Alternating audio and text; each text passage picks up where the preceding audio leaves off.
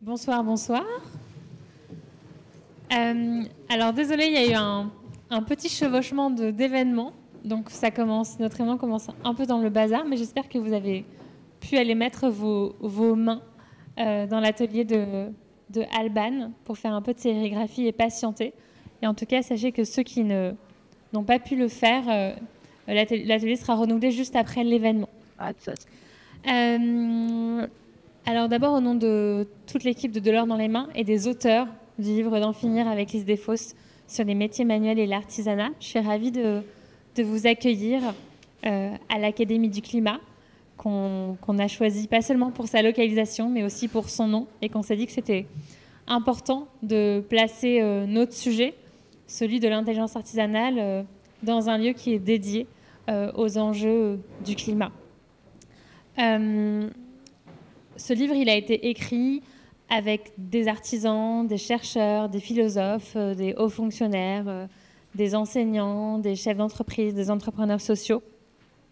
Et on a mis nos voix en commun, un peu comme une polyphonie, pour porter un plaidoyer collectif qui est celui de vraiment replacer l'intelligence artisanale au cœur de notre société.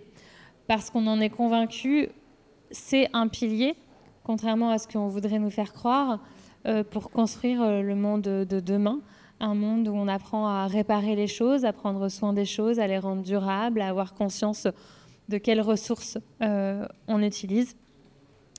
Et aujourd'hui, il y a encore beaucoup de préjugés qui empêchent de penser ces métiers comme des métiers de demain. D'où l'idée d'avoir écrit dans cette collection. Et je remercie Simon, notre éditeur, qui a eu l'idée de nous proposer ce sujet. Voilà, nous, ce qu'on porte, c'est vraiment, comme le dit très bien le philosophe Aurélien Fouillé, replacer une culture matérielle au sein de notre projet de société. Et évidemment, replacer l'intelligence manuelle dans notre société, ça commence à l'école. Dans un contexte marqué par la nécessité de repenser les parcours, les programmes et surtout le pourquoi des apprentissages, notamment dans un système éducatif qui commence à être envahi par l'intelligence artificielle.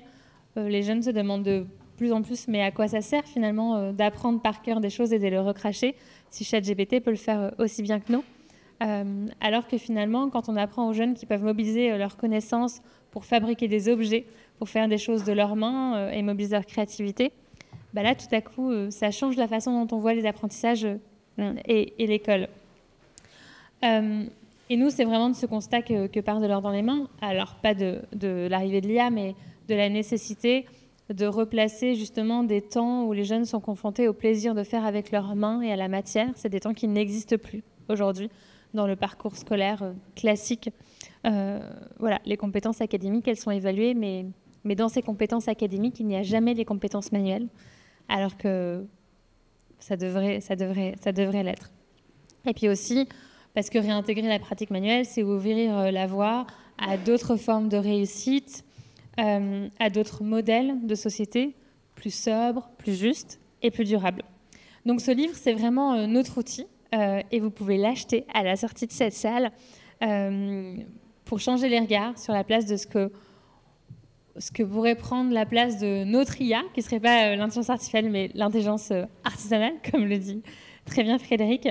Voilà, pour se dire que dans quelques années, peut-être que quand on parlera d'IA, on ne pensera pas tout de suite à l'intelligence artificielle, mais peut-être à l'intelligence artisanale. Donc cette première table ronde, elle ouvre le bal d'une tournée territoriale pour parler du sujet avec des auteurs dans des lieux un peu partout en France et surtout dans des lieux et des interstices où ce sujet est vraiment hors radar. Nous, on a voulu commencer cette table ronde, enfin cette tournée territoriale par l'école, puisqu'en effet, c'est là où tout se joue. Alors, avant de commencer, je voudrais dire un grand merci à Ariane, qui m'a aidée à coordonner ce livre alors que j'étais en congé maternité, et je peux vous dire que vous ne liriez pas la même chose si je l'avais fait toute seule. Merci, Ariane. Merci également à l'Académie du Climat de nous accueillir. Et puis évidemment à l'équipe de l'or dans les mains qui s'occupe tous les jours avec beaucoup d'attention et d'engagement de tous les ateliers et tous les programmes pédagogiques qui sont menés dans les collèges et qui veille au grain pour que la qualité soit toujours supérieure à la quantité. Voilà, alors merci et bonne conférence.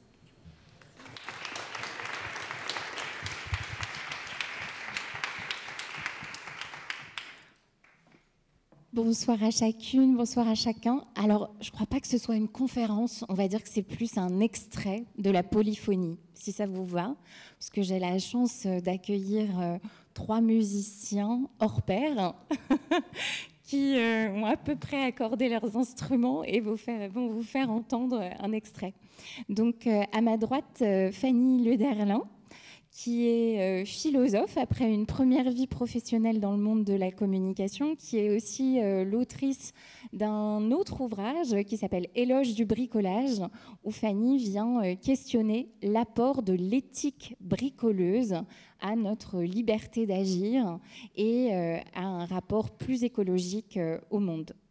À ma gauche, Victor Guédy, qui, après avoir fait une licence de philosophie, décidément, s'oriente vers les compagnons du devoir et après avoir expérimenté, alors je cite et je lis, la sculpture, la gravure lapidaire, la calligraphie, la dorure à la feuille, exerce aujourd'hui comme tailleur de pierre en lien avec le monde de la création contemporaine. Et puis, last but not least, pas du tout philosophe, mais de la philosophie pratique, Frédéric Mathis, qui est le cofondateur du réseau des écoles Être, qui déploie partout sur le territoire en France. Aujourd'hui, il y a 33 écoles, c'est ça, des formations donc, au métier manuel en lien avec la transition écologique. Et à travers son maillage territorial, essaye aussi de repenser les liens entre ville et campagne.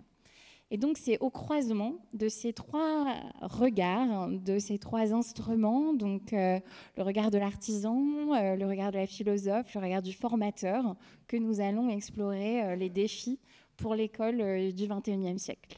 Alors, tout d'abord, peut-être un petit travail de définition. Cette fameuse IA, intelligence artificielle, qui est sur toutes les lèvres. Je rappelle que le gouvernement a rendu obligatoire les cours d'IA depuis la rentrée 2025, donc au collège et au lycée.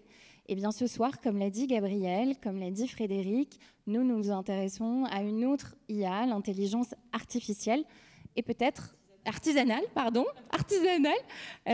artificielle. Et peut-être je vais vous demander, pour commencer, de la qualifier. Qu'est-ce qu'elle veut dire pour vous? Qu'est-ce que vous mettez derrière ces mots? Et pourquoi on en a besoin aujourd'hui dans un monde qui se virtualise? Fanny, tu veux commencer? Bonsoir à toutes et tous. Oui, effectivement, alors intelligence artisanale versus intelligence artificielle, ça m'évoque tout de suite une autre opposition qu'a faite l'anthropologue Claude Lévi-Strauss entre ce qu'il appelait la logique d'ingénieur, qui la rappelle l'intelligence artificielle, et la logique bricoleuse, qui évidemment rappelle l'intelligence artisanale. Alors qu'est-ce qu'il voulait dire en opposant ces 2 logiques?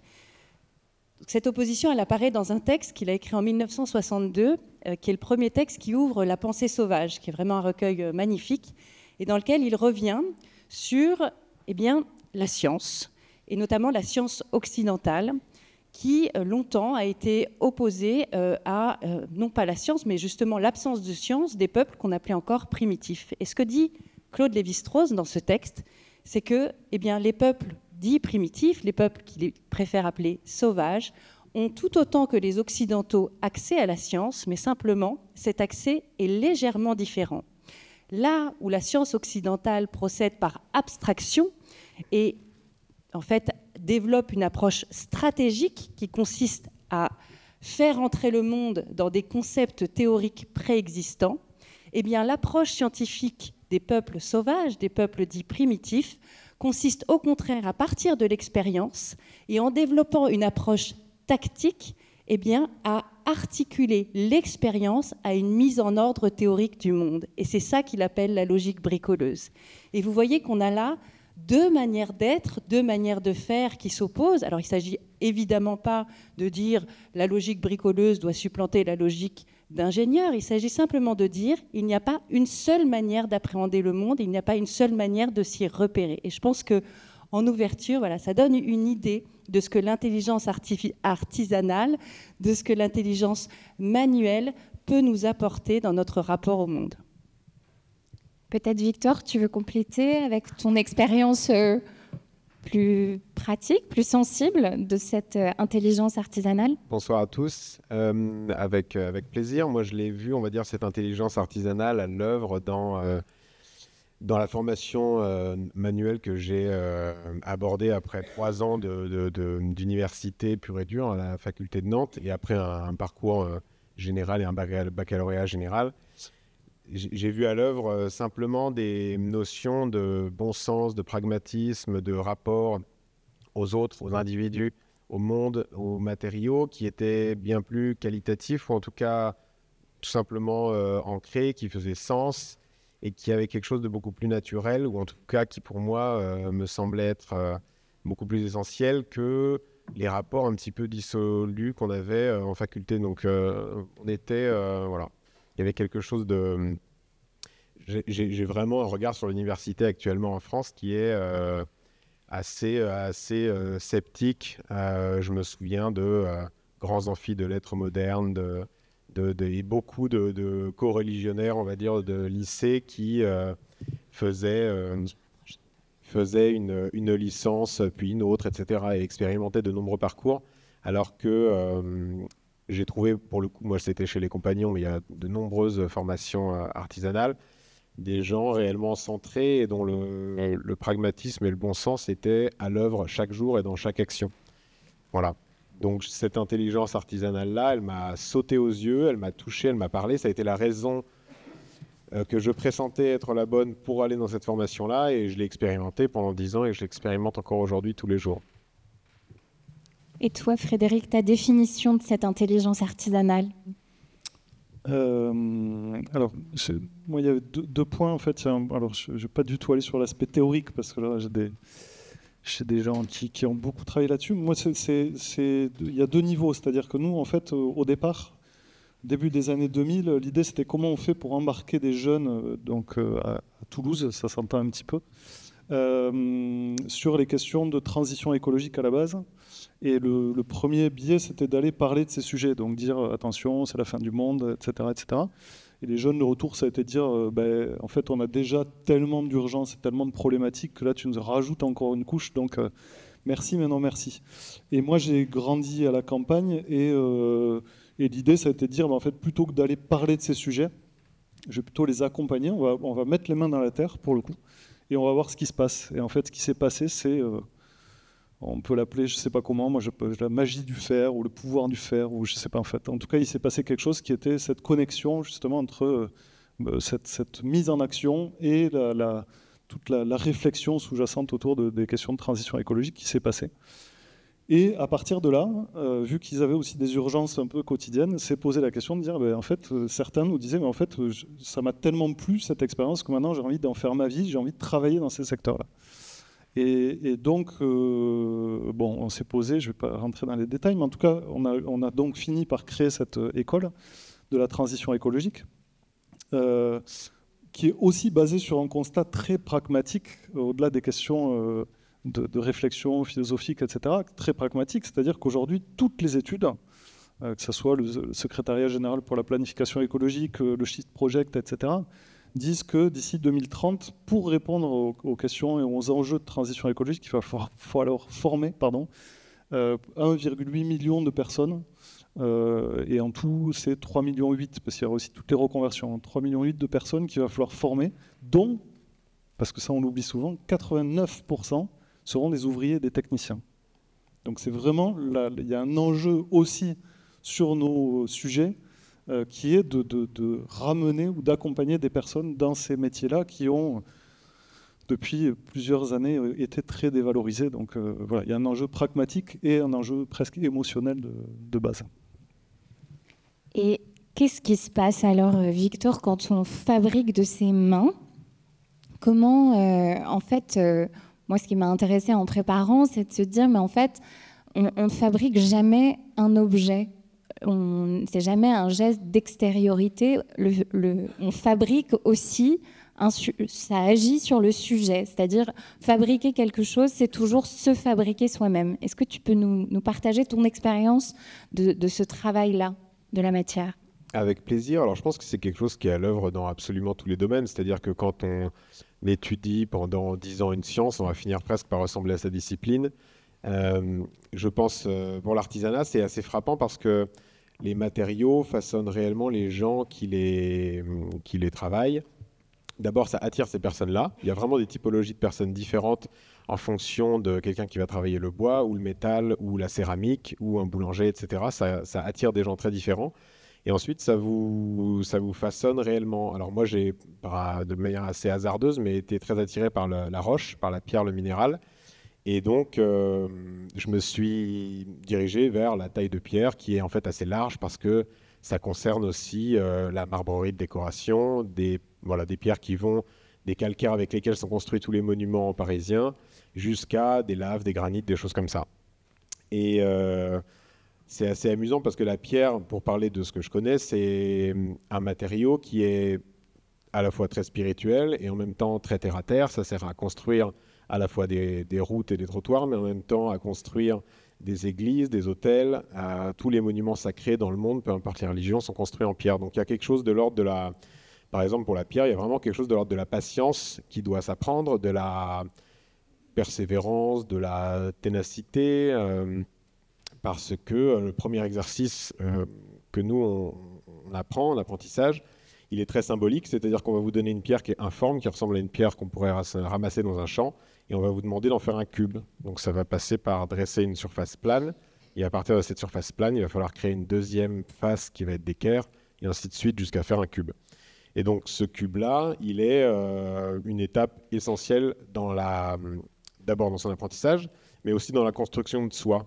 Si je le rapporte à une des raisons pour lesquelles j'ai eu besoin de partir dans l'artisanat, je me souviens qu'à la faculté, j'avais des professeurs qui nous laissaient en autonomie totale, alors qu'on avait 18 ans, 19 ans, 20 ans. Eux estimaient qu'on était des grands garçons parce que l'université devait attirer des gens, on va dire, pleinement responsables.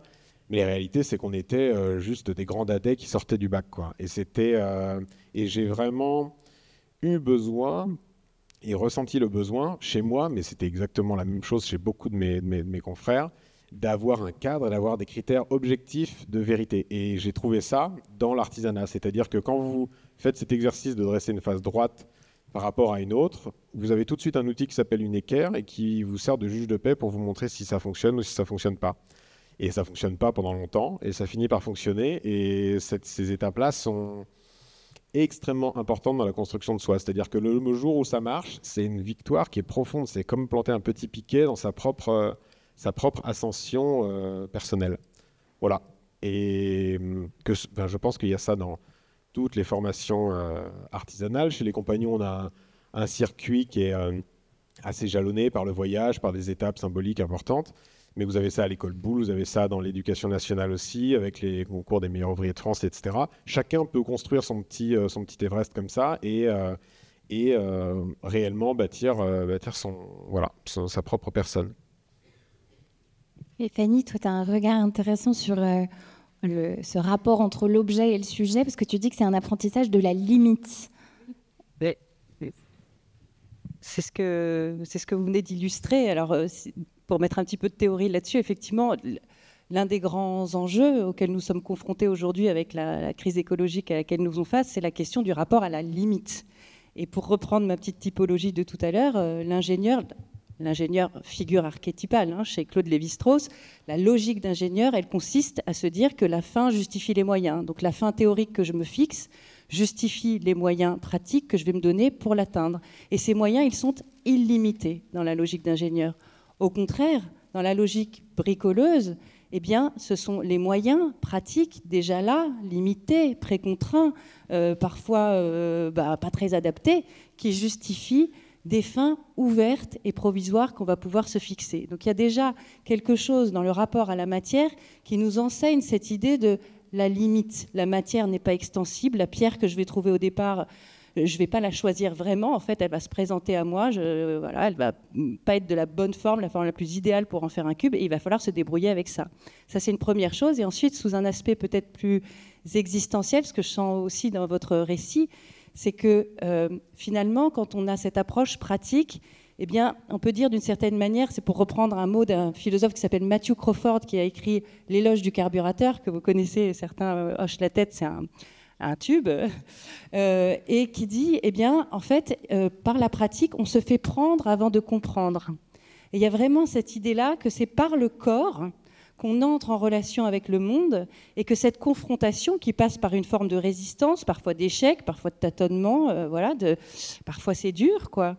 Eh bien, cette confrontation, eh bien, elle donne accès à un savoir. Et ça, voilà, c'est inversé, et c'est assez magnifique.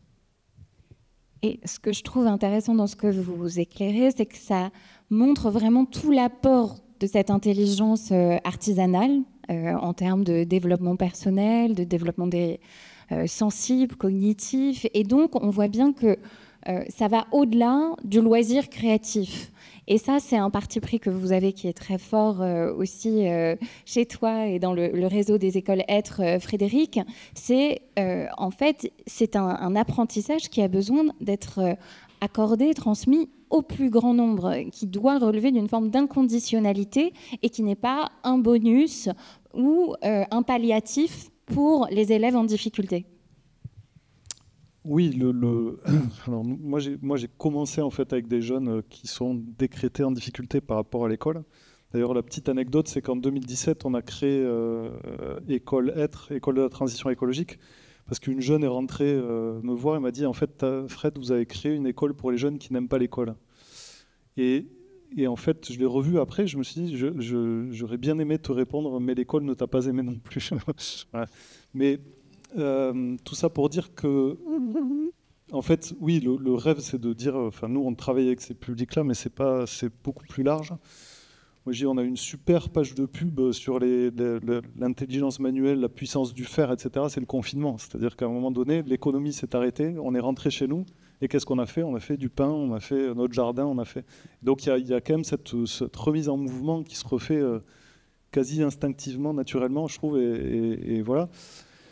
Et moi, ça vient de... En fait, tout ça, toute cette histoire, toutes ces écoles, etc., vient aussi de mon parcours perso, parce que moi, j'ai eu la chance, je dis la chance aujourd'hui, à Toulouse, d'être dans une école alternative, comme on dit, donc à pédagogie et éducation nouvelle. Donc on connaît très bien Maria Montessori, mais il y a plein d'autres pédagogues dans ce mouvement-là. Et moi, j'étais plutôt dans une école qui était Ovid de Crowley, je ne sais pas si, enfin, à découvrir, sur l'école de la nature. Et en fait, une grande partie de nos enseignements était aussi de faire son jardin, de fabriquer des choses.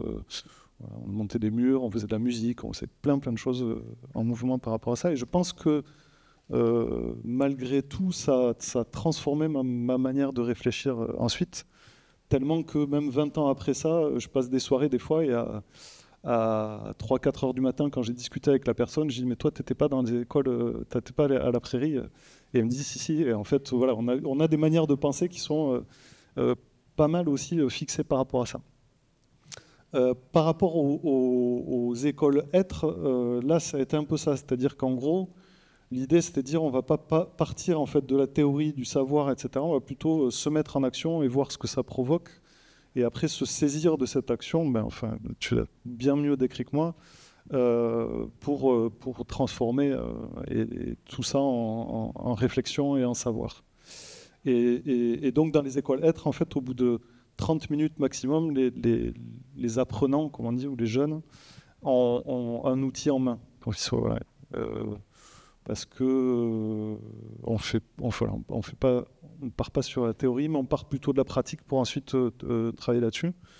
Moi, je n'oppose pas. Enfin, je n'oppose pas, en tout cas, métier manuel. Je ne me rappelle plus du tout de la question, je suis désolé. La question c'était pourquoi est-ce que cet apprentissage doit être réservé à tous, enfin, ne doit pas être réservé à certains, mais doit être accessible à tous. Oui. Pour tout ce que j'ai dit, en fait, voilà, c'est bon, alors j'ai répondu sans faire exprès.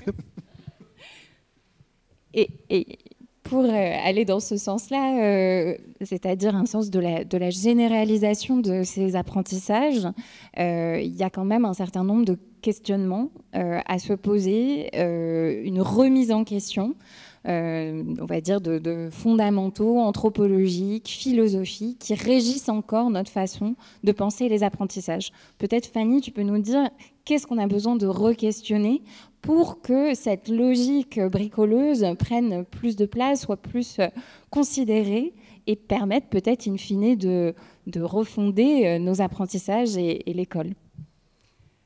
Oui, anthropologique, philosophique, c'est des grands mots, mais pour définir simplement le contexte, le milieu, l'époque dans laquelle nous vivons, qui est toujours une époque moderne. Nous sommes héritiers de ce qu'on appelle la modernité. Et qu'est-ce qui s'est passé au moment de l'avènement de la modernité? Donc c'était il y a 300 ans, au moment des Lumières. Hein. Je me situe du point de vue de l'Occident. Je pense que nous pouvons tous nous situer. Ça ne veut pas dire qu'on ne peut pas penser le reste, mais c'est quand même notre situation aujourd'hui. Eh bien, au moment de l'avènement de la modernité, effectivement, il y a cette idée que l'homme se distingue de la nature et que l'homme peut se situer au-dessus de la nature pour l'observer, la ranger, l'organiser et même la façonner. Il y a l'idée comme ça d'un homme démiurge.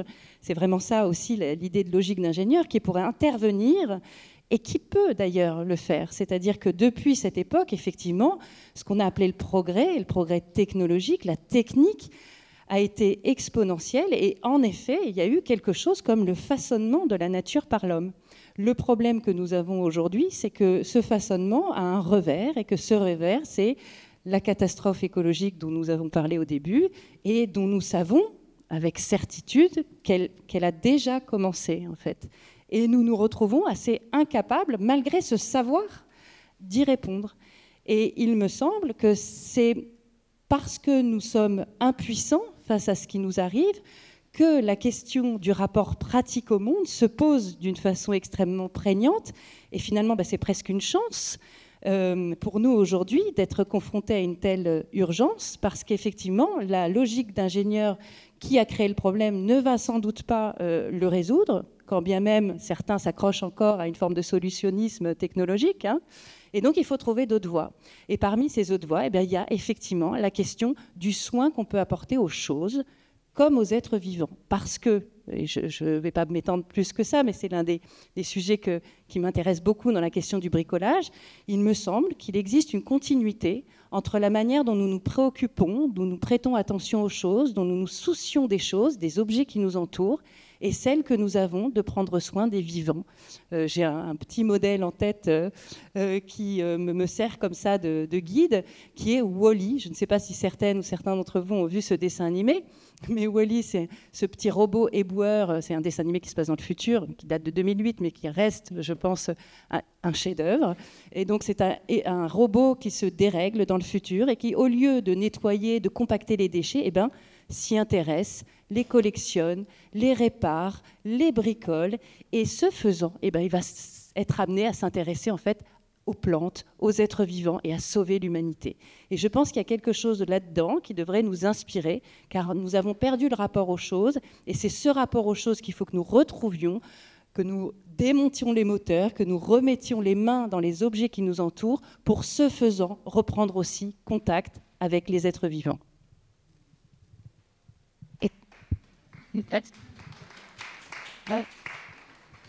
Toi, Victor, cette expérience de l'attention aux choses, tu la vis au quotidien et t'insistais beaucoup sur la pratique manuelle comme une pratique de cette reliance entre le corps et l'esprit, et la pratique manuelle comme un endroit du corps en mouvement.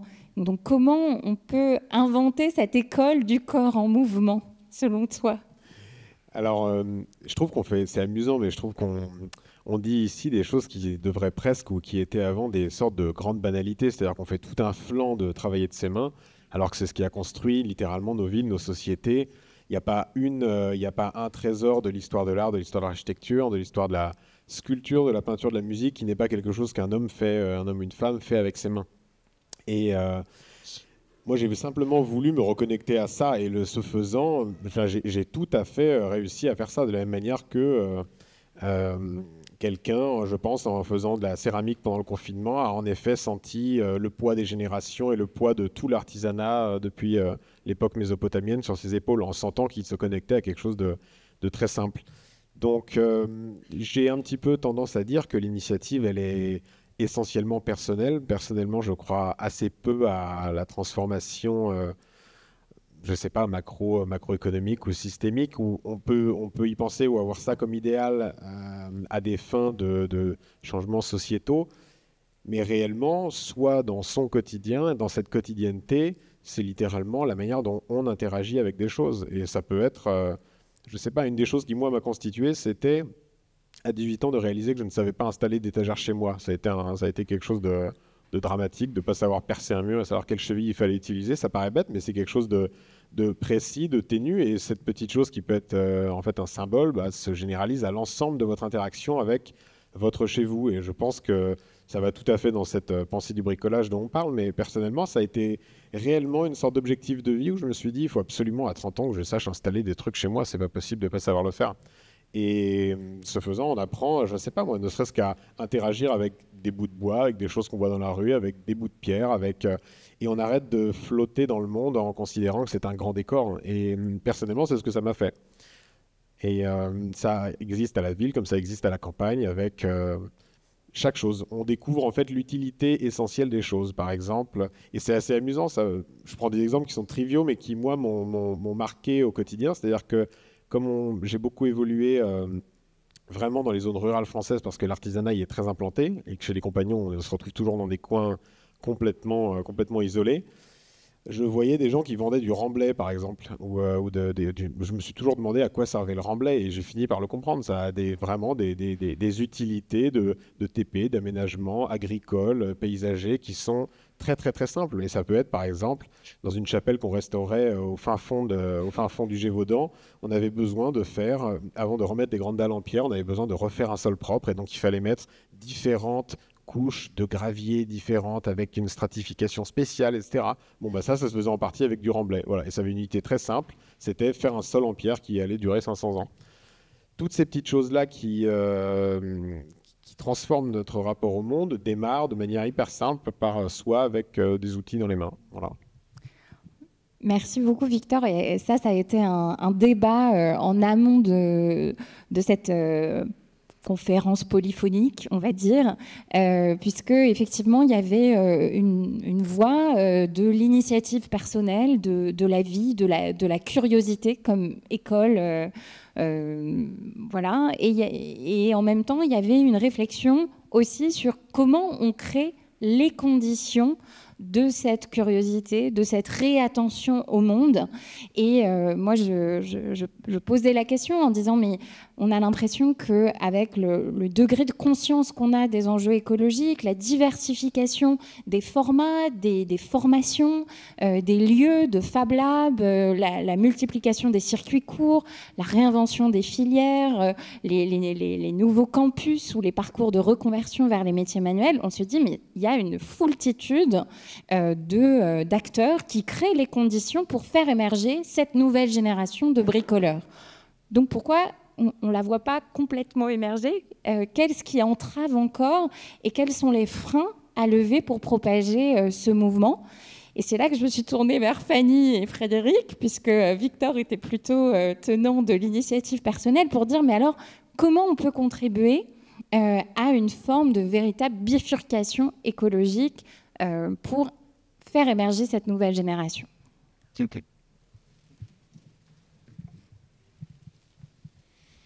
Waouh, quelle responsabilité, du coup. Non, moi, juste avant, je voulais vraiment remercier et foncer acheter le bouquin, parce qu'en plus de polyphonie, c'est vrai que ça apporte énormément d'eau au moulin. Et quand vous avez acheté En finir avec les idées fausses, vous achetez le bouquin de Fanny, parce que moi, en fait, ça a donné énormément de sens à ce que je fais depuis 20 ans dans le bricolage, justement. Parce que transition écologique, en fait, de suite, on est ramené vers... voilà, il faut former des ouvriers, il y a des objectifs climatiques, il y a des objectifs techniques, il y a des objectifs, etc. Donc tout est très voilà, avec la logique d'ingénieur. Et en fait, ce qu'on fait dans la réalité des écoles, c'est pas du tout ça. Parce qu'on apprend à se planter, on apprend on travaille avec des êtres sensibles, enfin, on déconstruit en plus une société qui convient plus vraiment. Donc il y avait une espèce ouais, je peux dichotomie, enfin un problème entre ce qui était la réalité. Donc, je me rappelle d'une conversation qu'on a eue avec un chef d'entreprise qui me disait, mais en fait, vous, avec votre confiance, bienveillance, accompagnement, en fait, vous êtes une bulle. Et je dis, mais en fait, est-ce que c'est nous la bulle ou est-ce que c'est vous, avec dans la violence, la compétition, etc. Qui est la bulle, quoi. Et du coup, il y a ce truc-là qui est aujourd'hui dans cette réflexion dans les écoles qui est finalement, il y a un peu ce truc du maître ignorant, quoi, de dire, en fait, j'allais dire dans ce bordel, mais dans ce moment un peu de bizarre, de doute, de trouble, etc., qui a la solution, en fait? Est-ce que les jeunes qui arrivent à se débrouiller depuis 20 ans dans des conditions sociales, économiques hyper difficiles, ils sont pas plus intelligents que nous dans la réflexion de la suite? Et donc, tout ça pour dire que il y a une espèce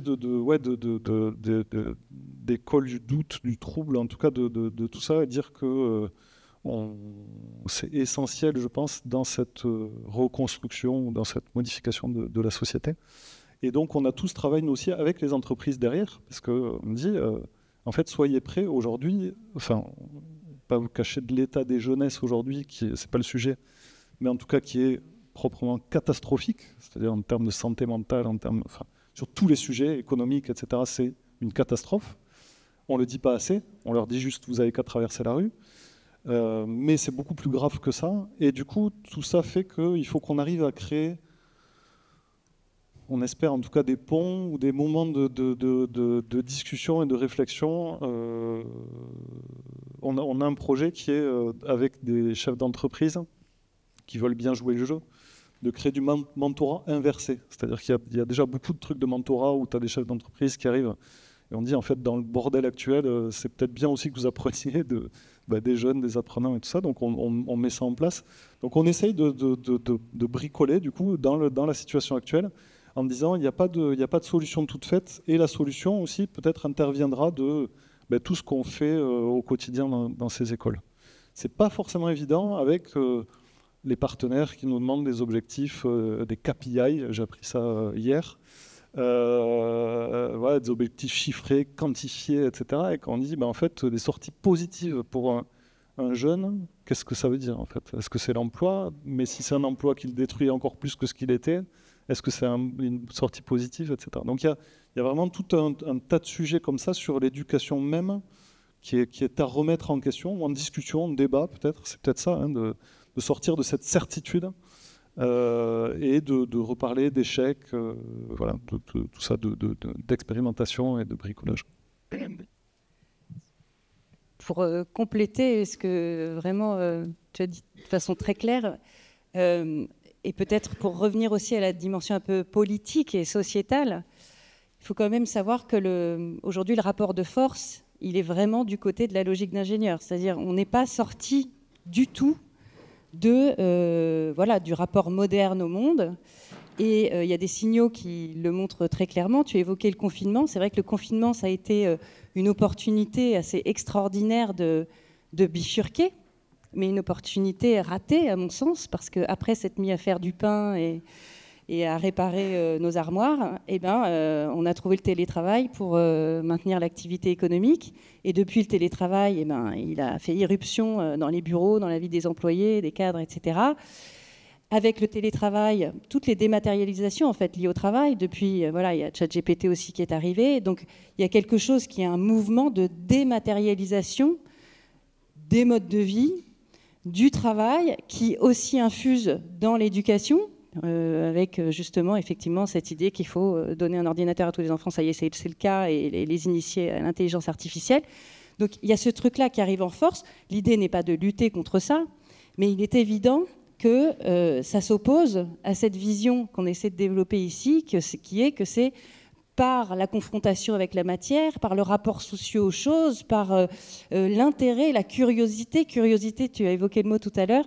Il faut savoir que ça vient du latin cura, qui veut dire soin. Et vraiment, ça a du sens d'y repenser à ça. Et donc, moi, ce qui me vient à l'esprit, c'est l'idée que, pendant 300 ans, et aussi ton récit tout à l'heure, on a eu l'idée que les êtres humains allaient devenir autonomes, autonomes, se donner leurs propres lois. Il y a aussi un autre terme qui était beaucoup utilisé, qui était l'idée d'émancipation. C'est un mot magnifique, l'émancipation.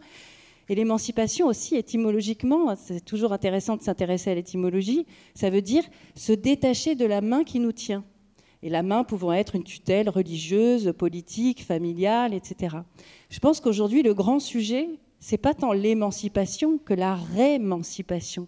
Non pas qu'il faille se remettre dans les mains des tutelles, ça arrive aussi, il y a toute une partie très obscure au niveau géopolitique qui ne nous occupe pas ici, mais remettre la main sur les choses, remettre la main sur la matière, reprendre possession de nos corps et ce faisant, reprendre contact, exactement comme tu le décrivais, reprendre pas la maîtrise, mais reprendre la main sur le monde qui nous entoure. Et c'est vraiment ça, je pense, l'enjeu et l'enjeu éducatif, réémanciper nos enfants en leur permettant de remettre la main sur le monde avec leur corps. Voilà, il y a peut-être quelque chose là à tirer et à un point de militance, en fait, et c'est politique. Voilà, c'est politique.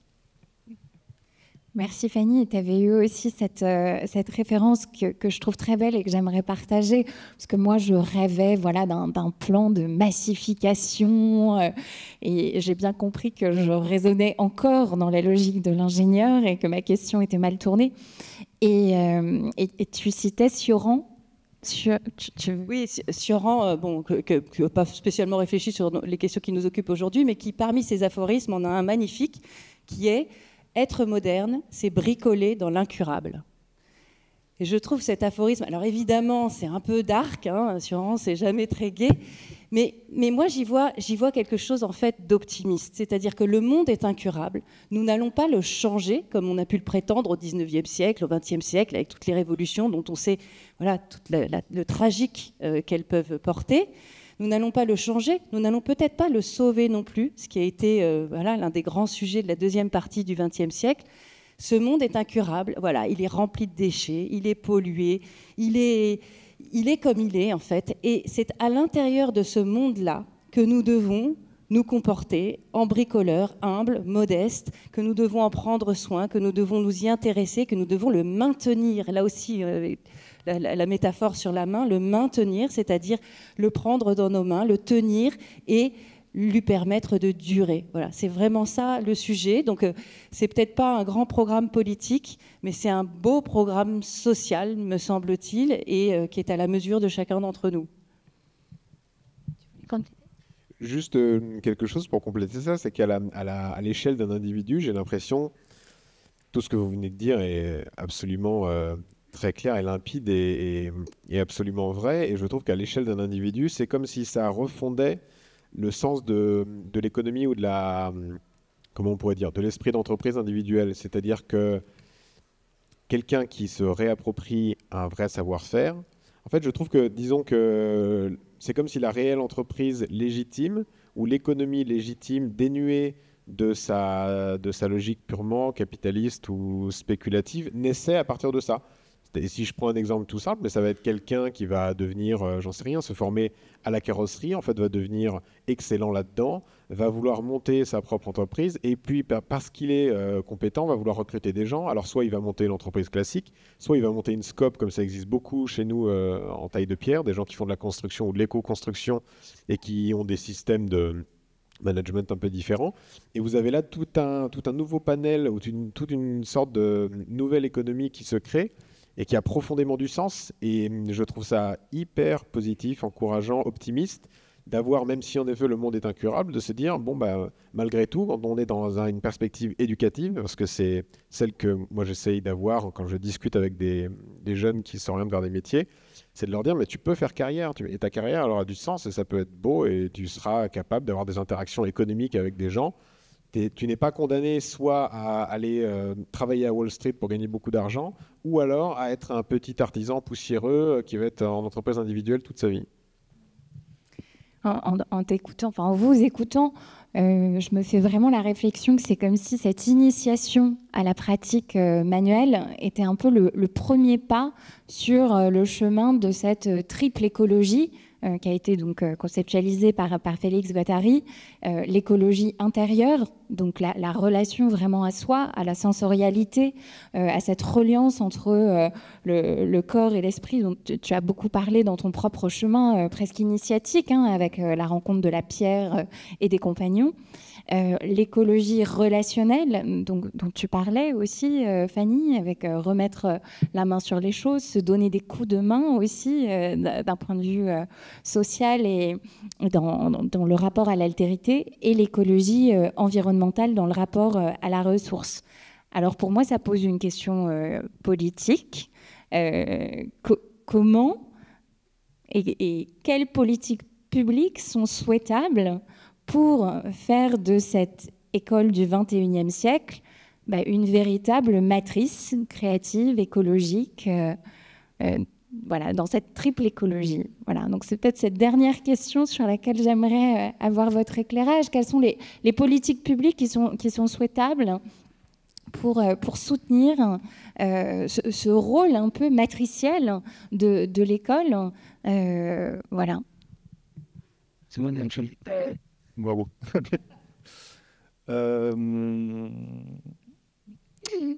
Moi, je voulais juste dire un truc, c'était aussi, il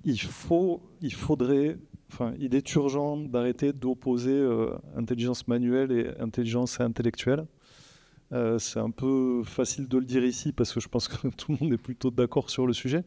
Mais j'ai discuté il n'y a pas longtemps avec un copain qui fait de l'éco-construction et il me dit, mais en fait, toi, tu as le cul derrière ton ordi, et en fait, tu as un métier certes qu'intellectuel, mais moi, aujourd'hui, en fait, il y a la question de l'éco-conception, la question de l'orientation des bâtiments, la question de la provenance des matériaux, etc. etc. Donc moi, j'ai un vrai métier qui n'est pas uniquement manuel, quoi. Et je trouve que cette richesse est à l'opposé encore, ici à l'école Être Paris, il y a des liens avec Sciences Po. J'ai vu des jeunes qui ont la tête bien faite, comme on dit, en bac plus 4 ou 5, fabriquer des panneaux solaires et pleurer à la fin de la journée. En fait, il y avait vraiment un truc à dire, enfin quelque chose de concret. Et donc, je pense qu'il y a vraiment un enjeu, alors je ne sais pas si c'est politique ou pas, mais vous y participez largement, à casser en fait cette barrière, tu réussis, tu vas là, etc.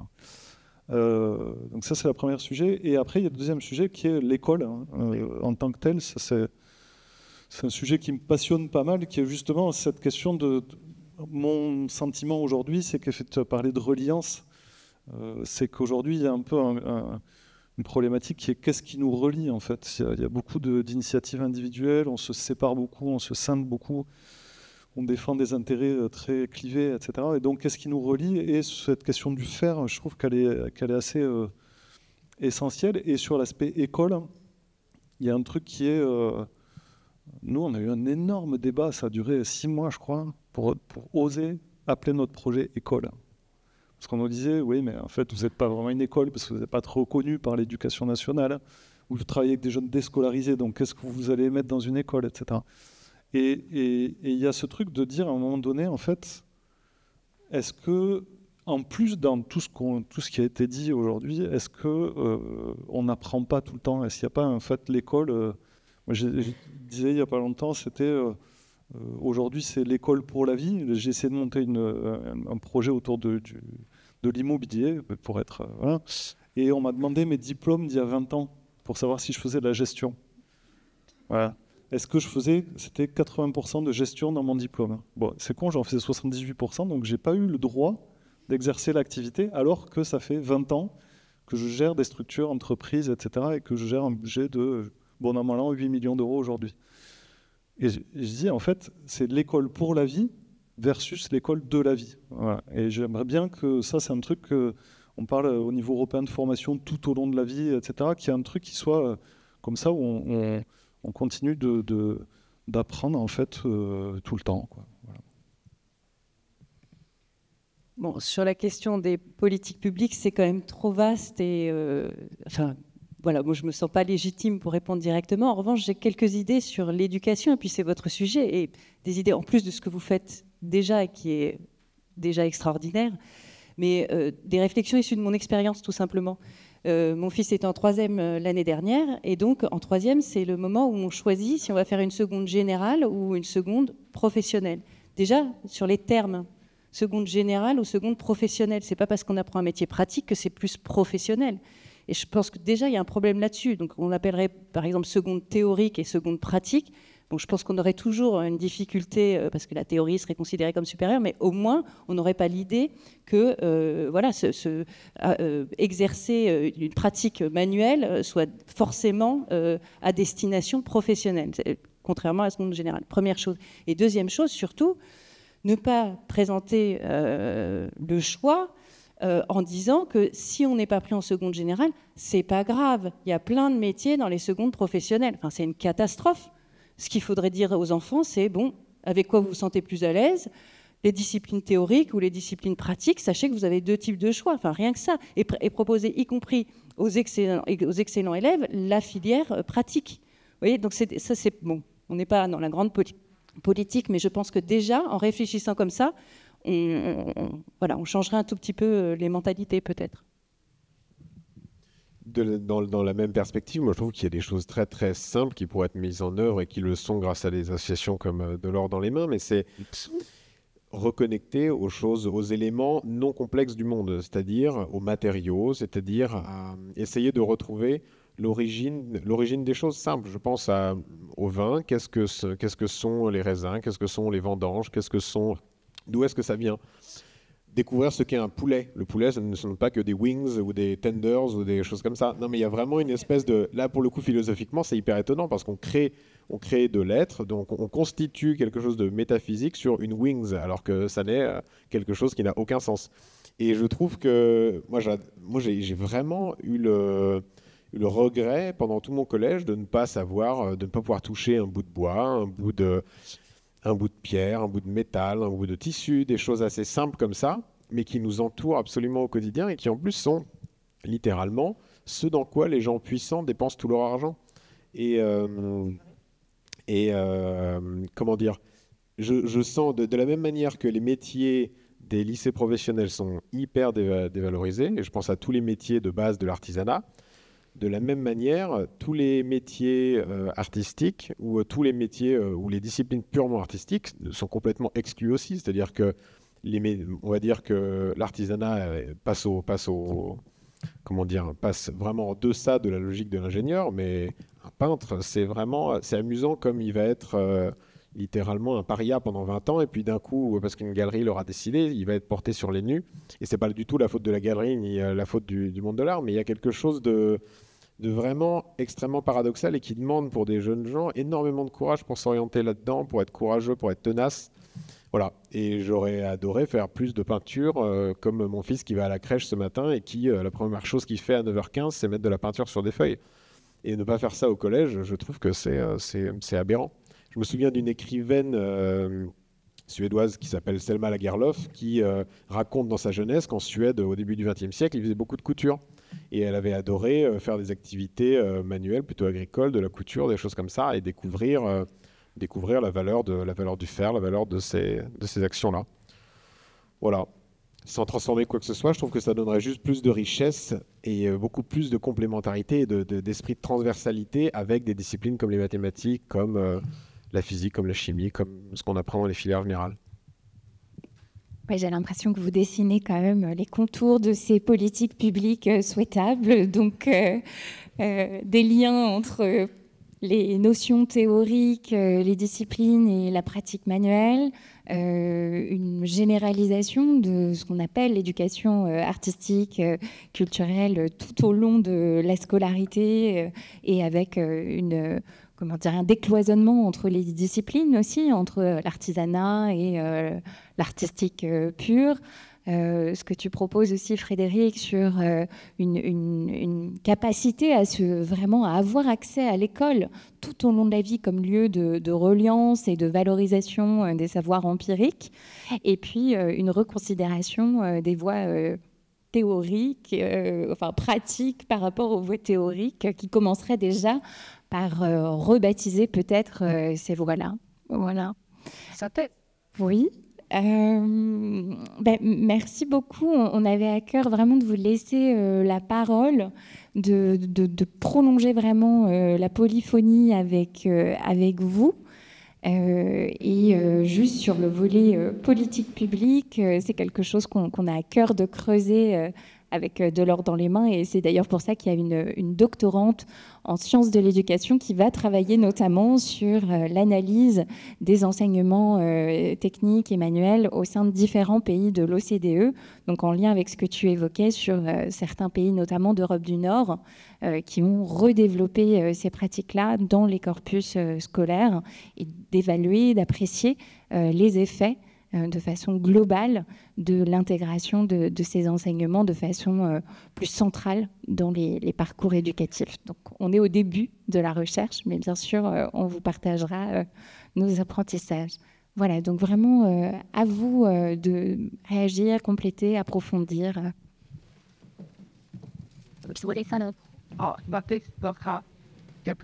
Oui, je sais pas, à voir. Alors, bonsoir à tous. Merci, mais quel plaisir d'être là, de vous écouter, de vous comprendre, d'entendre ces mots qui ramènent au simple. Et voilà, parce que l'artisanat, c'est quelque chose, effectivement, on retourne aux choses simples et évidentes de la vie. En fait, on ne serait pas dans ce bâtiment s'il n'y avait pas d'artisans. Voilà, donc la base de tout, c'est quand même l'artisanat dans une société. Et il y a juste un petit détail qui, moi, m'a manqué, et qui est très compliqué dans la société dans laquelle on vit aujourd'hui, c'est qu'on a le droit, sans avoir honte, d'associer plaisir et travail. Et ça, je pense que c'est énorme, cette chance qu'on a dans l'artisanat, de pouvoir justement associer le mot plaisir au mot travail. C'est ce que l'école n'a pas encore compris, en tout cas l'école traditionnelle.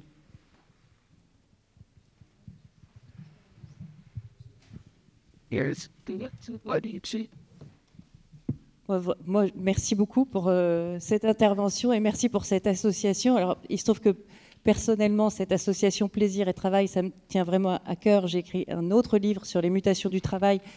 Et effectivement, l'un des gros problèmes des conditions de travail aujourd'hui, c'est qu'on perd le plaisir, pour plein de raisons. Mais je pense que les dématérialisations sont l'un des facteurs. Il y a aussi la question de l'atomisation des travailleurs, le fait qu'on travaille... Voilà. Et alors, le sérieux, mais j'allais revenir sur ce qu'on se disait sur la question de la confrontation à la résistance. Hein, quand on travaille, quand on exerce un travail manuel, le plaisir peut naître du fait de surmonter cette difficulté. Et c'est ça qu'on perd beaucoup aussi avec ChatGPT notamment, et d'ailleurs dans l'éducation aussi. C'est-à-dire que si on va chercher la réponse tout de suite, il n'y a plus de plaisir en fait, parce qu'il n'y a pas eu de difficulté et parce qu'on n'y a pas mis de nous-mêmes. Donc c'est très très juste ce que vous dites, et voilà, merci. Bonsoir. Merci également. Ça m'a fait beaucoup de bien de vous entendre ce soir. Je savais que j'allais trouver quelque chose de très plaisant ce soir, mais c'était vraiment un super débat, enfin une super table ronde. Je voulais prononcer un mot qui n'a pas été prononcé, même si je sais que ça fait partie des principaux leviers que vous utilisez pour ramener justement ces jeunes un peu perdus. C'est l'agriculture. Et en fait, l'agriculture qui touche la terre, qui touche le minéral, et qui est un peu le premier rapport, et puis aussi le premier artisanat de la civilisation, 10 000 ans. C'est un moyen, et dès le plus jeune âge, et donc je ne savais pas que vous aviez profité d'une école de la forêt quand vous étiez petit, donc tout ça explique effectivement cela. C'est possible de le faire, et particulièrement en ville. Parce qu'en fait, quand on va à l'école et qu'on habite à la campagne, on passe au moins de temps en temps devant un champ. Dans ce champ, il y a éventuellement une vache, ou alors il y a un agriculteur qui est en train de travailler avec ses mains, et donc on voit au moins quelque chose. Et dans la ville, on est complètement coupé de ça. Et en fait, l'agriculture urbaine est un biais pour amener des classes, des enfants à sortir toutes les semaines et à toucher ces matériaux, ces ressources primaires. Donc voilà, vive l'agriculture.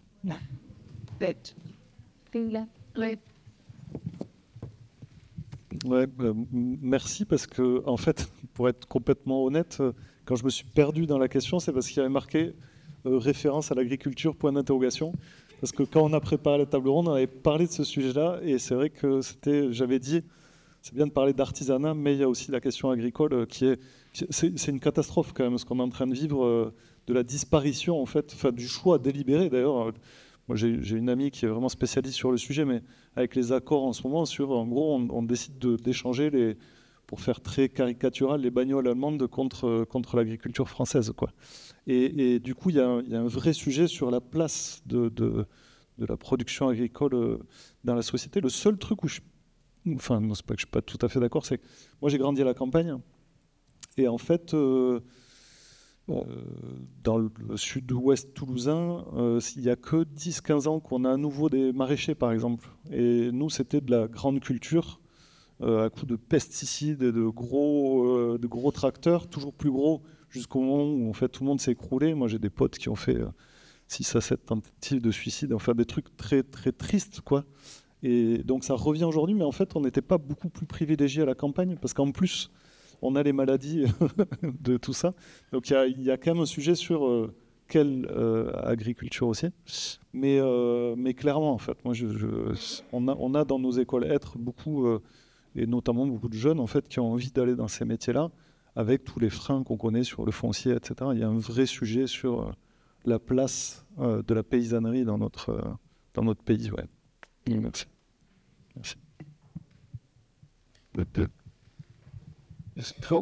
Bonsoir. J'aimerais bien vous remercier vivement de votre richesse et la polyphonie du débat. Je trouve fascinant de voir un philosophe qui devient un tailleur de pierre. C'est magnifique parce que on ne connaît pas ça dans la société d'aujourd'hui. Ça rappelle un grand philosophe autrichien, Wittgenstein, qui est devenu architecte pour passer de la théorie à la pratique et théoriser à travers l'expérience de la pratique.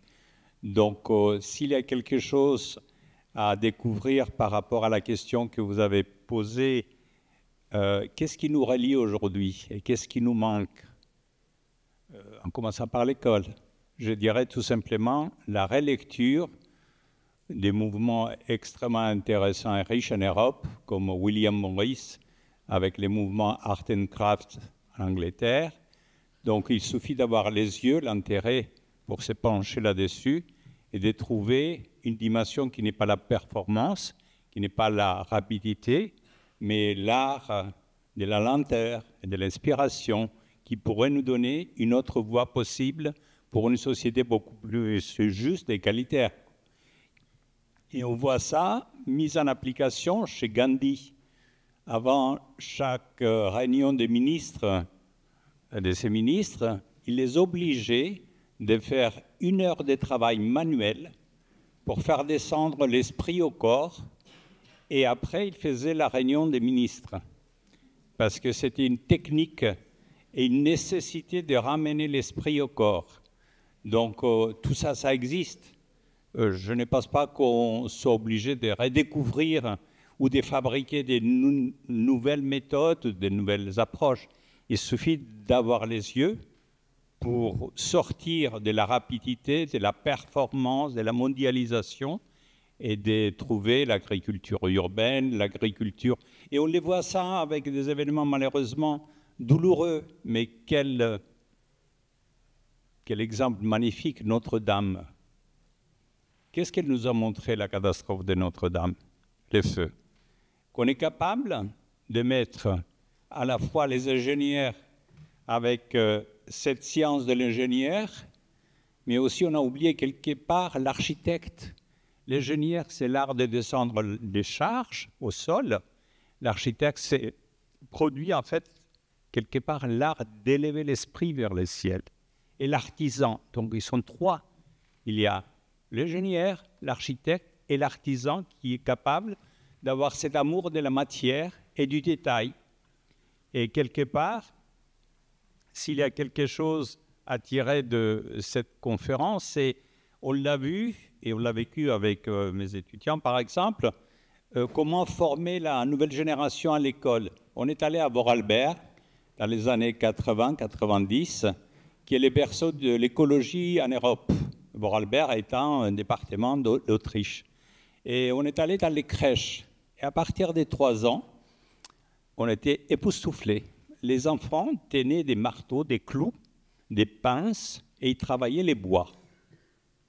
Après, ils avaient des ateliers de couture. Après, il y avait à 3 ans, il y avait des ateliers de la pierre. Donc, ils se responsabilisaient à la matière, comme vous avez dit justement, les limites de la matière. C'est une région forestière qui est tombée dans un marasme économique exceptionnel.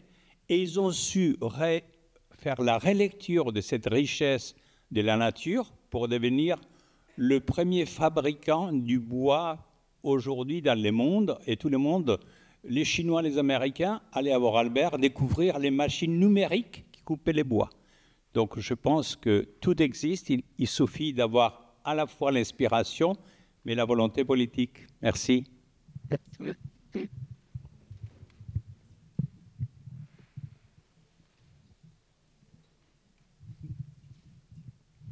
Oui, bonsoir. Merci pour tout ce qu'on a entendu. C'est vrai que ça fait du bien. Moi, je suis enseignante et professeure principale de 3e. Et là, tout récemment, je suis en train de faire un CV avec ces élèves. Et je suis désolée, je retombe un peu sur terre, parce que la réalité, elle est là. La plupart veulent s'orienter vers des métiers du commerce, vente, etc., vente d'articles de sport, ça c'est encore mieux. Un peu de restauration, un peu d'infirmière, petite enfance, armée, etc. Et sur les 40, j'en ai un qui imagine peut-être faire du bricolage. Alors lui, il sait démonter, remonter, réparer. Alors je lui ai dit, tu te rends pas compte, Benjamin, tu as de l'or dans les mains. Et voilà, qu'est-ce que je fais avec mes 40 gamins, là, dont un seul veut travailler avec ses mains. Je ne vais pas répondre à votre question. Mais déjà, je relève que vous avez 40 élèves, madame, 40 élèves. Oui, sur 2 classes. D'accord. Parce que 40 élèves de 14-15 ans. Non, ce sont des élèves qui sont un petit peu en difficulté pour X raisons. Donc la voie professionnelle est à envisager sérieusement. Et je peux aussi rajouter qu'il y a une énorme pression de la part des parents. La pression sur les notes, c'est incroyable. Et donc c'est comme si les parents souhaitent mordicus que leur enfant aille en seconde générale. Et c'est forcer la nature, et voilà. C'est ce dont on parlait, et monsieur a évoqué la question aussi de la performance, en disant, je ne sais plus dans quel contexte, mais j'ai entendu ce terme-là. Il faut savoir qu'on vit dans une société qui a plusieurs idéologies, mais dont l'une des idéologies vraiment motrices, il y en a 2, performance et efficacité. C'est vraiment ça les 2 termes clés. Donc évidemment que vos enfants sont soumis à cette idéologie-là, et je pense que l'un des sujets, effectivement, ça va être d'expliquer que la performance, ça n'est pas uniquement quantitative. Et c'est vrai que des systèmes comme Pronote à l'école renforcent complètement ce rapport de l'association de la réussite aux chiffres. Donc toute la question, en fait, peut-être sous-jacente à tout ça, c'est la question du rapport à la qualité. Qu'est-ce que c'est qu'un travail bien fait, par exemple, ce genre de choses? Qu'est-ce que c'est qu'un travail qui fait plaisir? En effet, ces jeunes gens qui veulent devenir commerçants ou vendre des articles de sport, j'imagine qu'ils sont dans l'avoir. Vous avez appelé vos écoles être. C'est sans doute quand même en opposition à cette idée. C'est l'avoir qui domine encore aujourd'hui, mais c'est une montagne à laquelle vous êtes confrontés. Et je pense qu'à votre manière et à votre échelle, et modestement, je pense qu'il faut insister là-dessus, sur le fait que nous ne pouvons collectivement qu'adopter une attitude modeste qui consiste, encore une fois, à faire avec les moyens du bord. C'est vraiment ça le bricolage. Faire avec les moyens du bord, faire avec ce qui est déjà là, et essayer, peut-être par la pratique, peut-être que vous pouvez introduire dans vos cours des moments de pratique, Peut-être que les enseignements technologiques qui ne sont pas uniquement liés à l'informatique, mais que vous pouvez réintroduire un peu de couture, un peu, je sais pas moi, d'imprimerie, que sais-je. Voilà, et puis à travers chacun des enseignements, d'ailleurs, l'histoire, géographie peut se prêter aussi à un retour sur c'est quoi l'industrialisation et qu'est-ce qu'il y avait avant, c'était quoi, comment on fabriquait les objets avant l'industrialisation, etc. Donc voilà, ce sont des pistes, mais c'est vrai que vous avez du boulot. Pour parler C'est un vrai plaisir. Pour rebondir sur le sujet et parler de manière avec des arguments très pragmatiques à vos élèves, vous pouvez leur dire que les métiers manuels sont des métiers où on gagne bien sa vie et où on peut avoir des situations économiques très confortables parce qu'on peut démarrer. Il y a de réels ascenseurs sociaux qui existent entre un ouvrier qui va commencer par travailler dans un atelier, puis devenir chef d'équipe, puis devenir va évoluer, va passer dans une société qui travaille à l'international, va devenir conducteur de travaux, va devenir chargé d'affaires, potentiellement va devenir directeur. Et en fait, il va avoir le niveau de vie dont il rêve en faisant son école de commerce, sauf que ça aura eu du sens au passage et qu'en plus, ça l'aura construit. Donc ça, vous n'arriverez peut-être pas à leur expliquer parce que pour l'instant, les métiers manuels les intéressent pas ou leur semblent abstraits ou leur semblent des voies où peut-être que c'est déjà les métiers de leurs parents et donc ça ne correspond pas du tout aux projections des parents. Mais en tout cas, la réalité, c'est que après 15 ans d'exercice dans ce secteur et avoir échangé avec bon nombre de gens qui sont dans tous les secteurs possibles, on peut réellement bien vivre. Je voulais juste réagir rapidement sur ce sujet parce que je trouve ça hyper intéressant. En fait, tout ce qu'on a dit, c'est évidemment dans une espèce de monde idéal. Et en fait, il faut montrer à voir. C'est-à-dire que, bien sûr, que l'envie des élèves exprime aussi tout ce qui est dans leur environnement, tout ce qui est présenté, etc. Nous, de manière aussi très perso à notre niveau, on a ce cas-là au quotidien avec ce qu'on appelle les prescripteurs, donc les missions locales, etc., qui eux-mêmes ont des biais. C'est-à-dire que les accompagnatrices et accompagnateurs de ces jeunes-là vont nous dire, par exemple, nous, on a un gros sujet qui, au départ, chaque fois qu'on a une école qui se monte, une école, au bout de 3 ans, elle a à peu près moitié filles et moitié garçons. Au moment où elle se monte, elle a 12% de filles. C'est-à-dire que les missions locales, par exemple, je ne veux pas montrer du doigt n'importe qui, mais on s'en fout. Mais en fait, il y a ce biais aussi de base. Enfin, moi, le retour que j'ai eu au début, quand j'ai monté Être, c'était, en fait, l'écologie et les métiers manuels, ça n'intéresse pas les jeunes. Ils n'aiment pas ça, c'est sale, ça gagne pas. Bon, ça, c'est vrai que c'est une idée reçue. Et encore moins les filles, qui n'ont pas envie de se salir, etc. Et moi, ce que j'ai répondu à ce moment-là, c'est j'ai acheté un minibus et j'allais chercher les jeunes à la mission locale et dire venez une journée avec moi et puis on va tester, on va voir. Et c'est comme ça qu'en fait, pas tous et toutes, mais certains disaient en fait oui, j'ai envie d'aller plus loin parce que ça devenait aussi quelque chose dans leur paysage, dans leur écosystème, comme on dit aujourd'hui, qui était possible. Voilà. Et donc je pense que de leur donner la possibilité de toucher du doigt ou de la main, du coup, ces sujets et ces métiers, c'est aussi un petit acte militant à notre niveau, quoi. Je rebondis sur ce que tu disais, sur ce que je disais précédemment. Moi, j'ai l'impression qu'il y a un attrait, typiquement là, dans le cas de figure que vous décrivez, et que j'ai fréquenté, et que je fréquente beaucoup, pour la réussite, pour l'argent, pour la success story, etc. Donc, c'est vraiment on va dire les vieux schémas. Ce que je trouve assez amusant, c'est de se dire qu'il est possible de combiner les deux. Et chez les compagnons, par exemple, on a beaucoup de maroquiniers et beaucoup de gens qui travaillent le cuir. Comme on essaye de les faire aller vers les meilleurs ateliers, ils travaillent beaucoup pour LVMH, pour Vuitton et pour Hermès notamment. Et si vous voulez, les gens qui sont dans ces filières ont la double réussite d'être dans le milieu bling-bling qui leur plaît, que je respecte complètement parce que j'ai énormément de respect pour ces manufactures qui produisent de qualité, notamment les ateliers Hermès sont tous en France, donc produisent des choses de qualité, sont dans un environnement très luxe qui correspond à l'ascenseur social souhaité par la famille, et en plus de ça, gagnent de l'argent. Voilà. Donc je pense qu'il y a une manière de... Là, c'est très pragmatique comme conseil et c'est pas très poétique, mais il y a vraiment une manière de combiner les deux et pour le coup, d'orienter ces jeunes vers des métiers qui ont du sens et qui vont satisfaire leur goût pour sirènes du luxe.